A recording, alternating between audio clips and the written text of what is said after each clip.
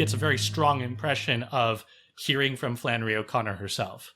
Yeah, so she starts in New York, and as the prayer journal indicates, and as the movie makes very clear, she very much wanted to succeed in the world, and the last thing that she wanted to do was to go home and to be stuck living in the house alone, basically most of the hours spending alone with her mother. Her father had already died of lupus at a young age, and then by the end of the film, the final scene leaves us with her sort of arriving at a resolution of arriving at a sort of an embrace of the cross of limitations that are particular to her, which is that because of her lupus, she is not going to be able to go basically back to New York and make it in the big leagues, or so she thinks. And she does this at the end by kind of moving her desk away from the window. And if I could just say a little bit about that scene, Yeah. I would, because it was a little bit of a riddle to me. Most of the film, she exists in a severe tension with her mother and probably most people around her back at home.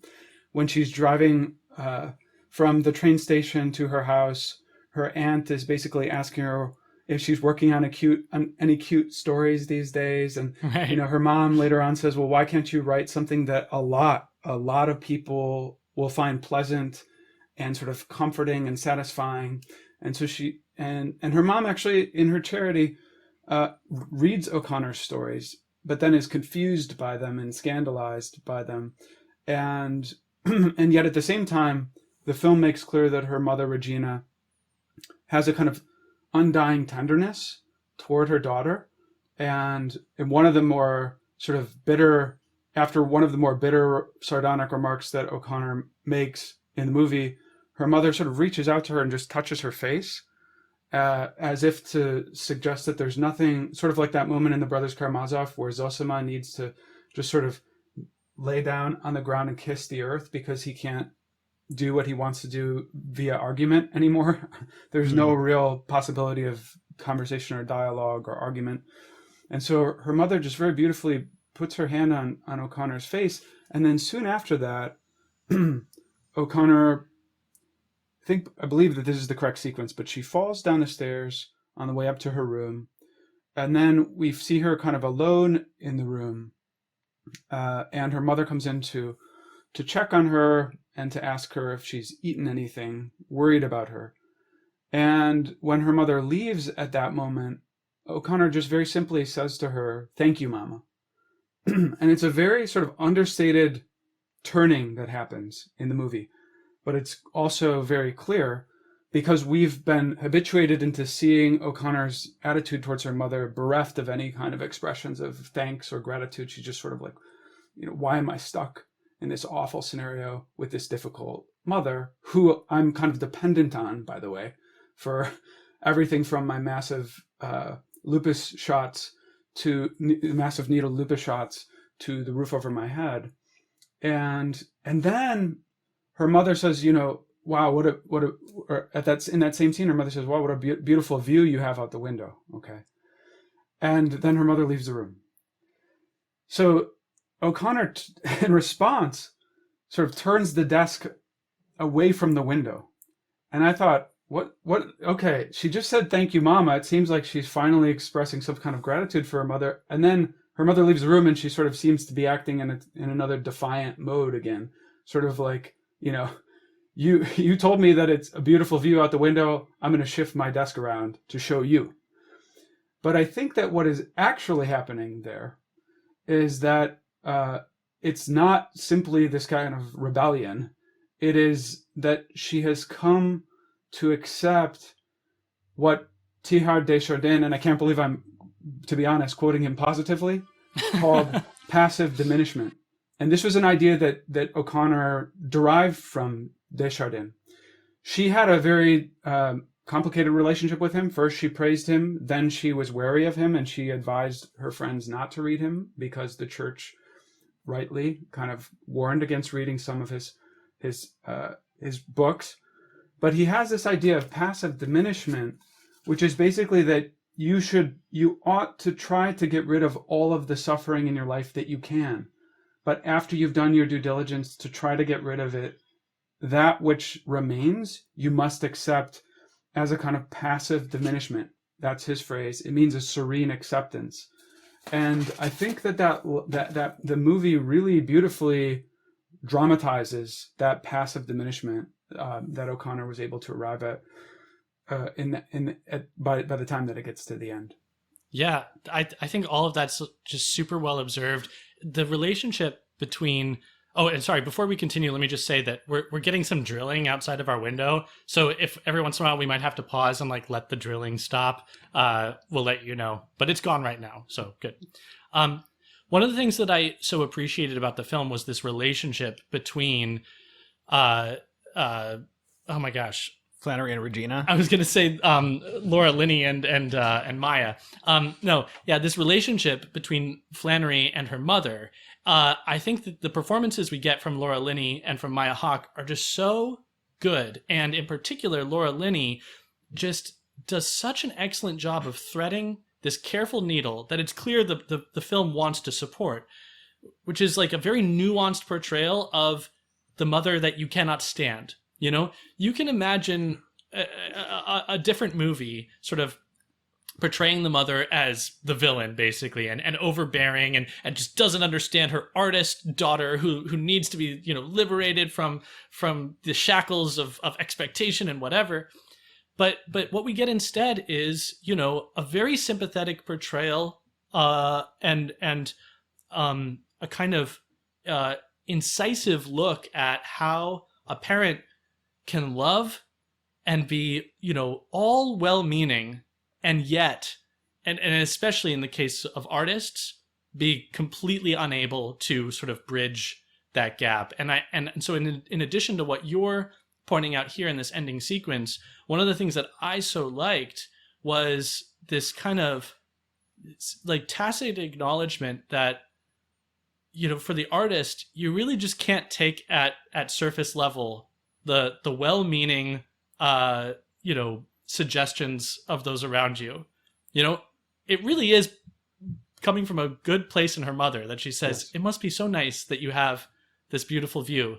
And yet, you know, for the artist, there might be a particular insight that like, see, that's like sort of, it's kind of like a via negativa. You would think that because you are not an artist, but I am. And so now I know what I have to do. I got to turn this desk around, you know? Yeah, that's a good point. Yeah. Yeah. And I really like that the film opens with these sequences at the Iowa Writers Workshop, you know, pitching her book in New York, that we get this snapshot of Flannery as a young artist. Yeah, it's easy to forget this part of her life. So I really appreciated these parts of the movies to put everything else in context. Right. And it's also just easy to forget that this is what artists tend to do, which is like go to where the work is being made and try to hang with the people who are making it, you know? And I appreciate for audiences, particularly Catholic audiences who are primarily interested in Flannery O'Connor as a Catholic writer, to sort of see that Catholic artists in a lot of the time kind of have to or want to hang in these kinds of circles, even when they're really intent on doing something different. And so I thought that arc was very nicely traced, because of course, you know, you can try to hang in those circles, but if for whatever reason you're sort of prevented from doing so, there's no reason at all that these gifts and this relationship with like the creator, the artist, this relationship with our Lord shouldn't be able to bear powerful fruit. And I know artists like this who are world class, but are sort of hidden. And I think it's a nice analogy for the life of faith and for saints, you know.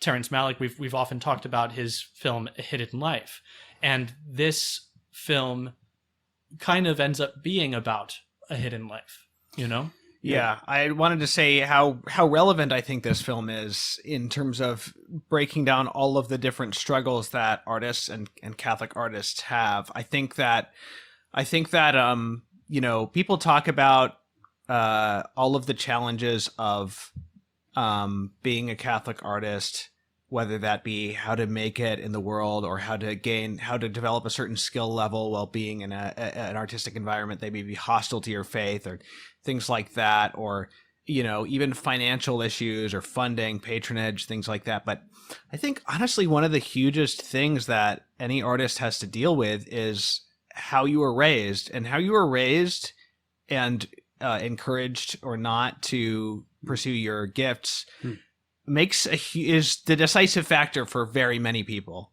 in either achieving greatness or not pursuing the arts at all, or you know what I mean. So I think that for this film to portray that in a nuanced way, but that is like very clear in terms of like its depiction of what artists kind of have to do, is extremely helpful. And then of course dealing with that in the context of the faith and prayer and artistic ambition versus worldly ambition, sort of like the ambition of vanity versus the ambition, like the inherent ambition to do something great for God. All of those things are present, and I know that Ethan Hawke, as you said, was trying to deal with that, but because they did their homework so well, and had a true understanding of where Flannery was coming from, I think that what you get is a picture of that is not really basically not diluted at all from the things that Flannery was talking about. I mean, I haven't read her prayer journal, but I've read everything else basically. And the film uses her letters, and I know enough to tell that this film really, like, it does her justice, as you said, and I think that that's not just at the service of historical accuracy, but it's at the service of dealing with these themes that are so important. So I think this will be a very helpful movie for a lot of people to see. I have so many thoughts in response to many things that both of you just said, and I guess I'll just begin with this latter question of the relationship of art and faith. And I think, as much as we've talked about that through many conversations, I've spoken about this with you, Thomas, and many people over the years, it seems like there's always something more to say. And with regards to this movie, I don't know what Ethan Hawke himself believes, whether he has any kind of faith, if he's agnostic or an atheist. I have no idea. But I do think that the notion that someone who is not practicing the faith is somehow occluded from imagining what it would be like to have faith is a misguided notion. And this film, I think, really captures that, in the sense that, right, I mean, just like a good Catholic writer should be able to imaginatively and sympathetically enter into what it would be like to exist as an atheist and to write a character who is atheistic. I think that an atheistic or an agnostic or a sort of wandering, sort of wayfaring searcher, if they're a good artist, should be able to enter with great sympathy, accuracy, and kind of a compelling force into the mind and the soul and the heart of someone like O'Connor. So that's one thought. And then also, I think with regard to her relationship with her mother, Thomas, you made the observation that the fate of an artist has a lot, maybe more to do with sort of reckoning with where you came from. And O'Connor has a great line about artists. If you've survived your childhood, basically that if anyone who's lived to the age of 8 and survived his childhood has enough material from which to draw for the rest of his life, she says. And you think of someone like Dickens, right, who just seemed to go back to these sort of experiences of his childhood over and over again across multiple novels. But then in this, I think there's also this question of, right, a lot of times the artist is an outsider, is a misfit, in O'Connor's word, and that can lead to a kind of romantic sense of alienation from everyone else, and a kind of forced distancing of oneself from the rest of society and also from your fellow mortals, which results in ultimately a sort of loss of charity, loss of virtue. Right. One of the only ways that we can grow in virtue, and especially the virtue of charity, is to be around people who it's difficult for us to be around. And who is it oftentimes the most difficult for us to be around? Well, the people who are most alike. And who are the people who are most alike? Probably our parents, right? Because we inherited both their merits and their sins. I mean, I see it every day in my own children, all of the sins that I'm very successfully passing on to them, and hopefully a couple of the good things too. But there's a way in which, right, if we move away, right, sort of, so to speak, metaphorically, leave, metaphorically, and please understand me that I'm saying this metaphorically because I'm talking to two New Yorkers, and I don't mean to take you down here, but metaphorically leave Milledgeville to go to New York. I think, right, one of the things that we never would have to do is reckon with our family.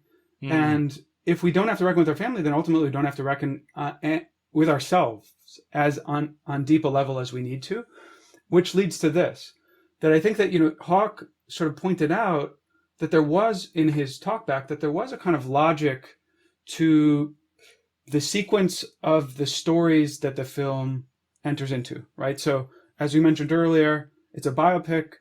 Part of the film is biographical, and then interwoven with the biographical scenes, there are depictions of sections or clips from O'Connor's stories. And there is a logic to the sequence.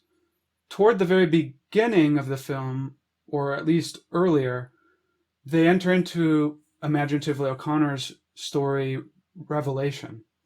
And at the heart of O'Connor's story Revelation is Mrs. Turpin, who is a kind of conceited, self-important racist, basically, also. A woman who is kind of genteel. And you can think of her as being very much a transposition into art of the worst of O'Connor's mother, Regina, right? She has this kind of tacit or sometimes explicit racism. She's very genteel. When O'Connor in the film biographically comes home from New York, on the train ride home, she was cold, so she stuffed copies of the New York Times into her jacket to stay warm. And when she sees her mother, she starts pulling it out, and her mother is scandalized because she sort of looks like a hobo. And you can think, yeah, Regina would be the kind of person like the grandmother in A Good Man Is Hard to Find who wants to die in a lady's dress so that everyone can know that she was genteel. That's sort of like what really matters on the one hand. But then as the movie goes further into O'Connor's sort of reckoning with her own ambitions and temptations and sins, instead of the story being the story that the film imaginatively enters into being primarily a satire of her mother figure, it ends with Good Country People, which is mainly a satire of someone like O'Connor. Joy Halga in A Good Country People is a character who, sort of literally, there's a hilarious scene, and I know that I'm not going to be able to do it justice because you can't believe that what I'm about to say is hilarious, but there's a hilarious scene in the story where Joy Halga, her name was Joy, given name Joy, and she changed it to Halga when she went away to school and became an intellectual, as O'Connor would call it. And her mom walks into the room and says, kind of trying to figure out what she's reading, and she picks it up and she reads it, and it's this kind of obscure passage from Heidegger. And she's, what in tarnation is this complete nonsense? And this just reinforces Joy Halga's intellectual vanity. But then, of course, Joy Halga tries to seduce Manly Pointer, and Manly Pointer rips off her wooden leg and has his way with her, leaving her very vulnerable. So it's actually a story about the sort of the undoing of the prideful artist or prideful intellectual type that the movie ends with. And what I would like to suggest there is that I think that the movie is tracking an idea that I first came across in René Girard's Deceit, Desire in the novel, which is this, that mediocre artists transpose into their works of art basically a 1-to-1 ratio of their lives, which is that their enemies in life become the bad guys in the film or in the novel or in the painting, right? Yeah. But then as an artist becomes great, and this is necessary if an artist is to become great, that the villains or the characters who are the objects of satire or the characters who are deeply flawed in the novel have to become a kind of transposition of yourself, of the artist's self, right? And the reason that has to happen is because you can't make great art without that sort of humility, and humility only comes from as Saint Bernard of Clairvaux says, right? Humility only comes from humiliation, and you kind of have to, in a sense, humiliate the worst of yourself through these characters in order to render the truth honestly again and fully. Yeah. Yeah, the other side of this coin of how well this relationship is portrayed in the film is the sort of nuanced portrayal of Flannery herself. And, just as we don't get a caricature of the mother as a villain, we also don't see Flannery as this sort of unambiguous protagonist or heroine. There are times when it's almost like you're on the mother's side, and you just see, wow, that's just like downright nasty. But this is just such a good point, because while artists are often met with misunderstanding and need to sort of cultivate an appropriate distance from or detachment from the opinions of others, the danger there is a kind of exceptionalism that, as you say, breeds a lack of charity. And I think that artists of faith are so uniquely situated to overcome that, because we're all baptized into the body of Christ. And so you were talking about, who do we have the most, who are we most alike? And, well, hopefully the answer is in a sense, Jesus. And we all share that. And so I think about this fraught relationship sometimes for Catholic artists with other Catholics, or other Catholics with artists, and Yes. One wishes that relationship wouldn't be so mired in pride,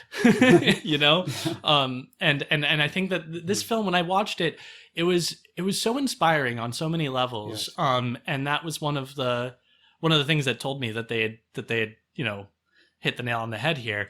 But yeah, on this point of kind of not having to get away in order to do work, not having to overcome the limitations that are in your life in order to make something great.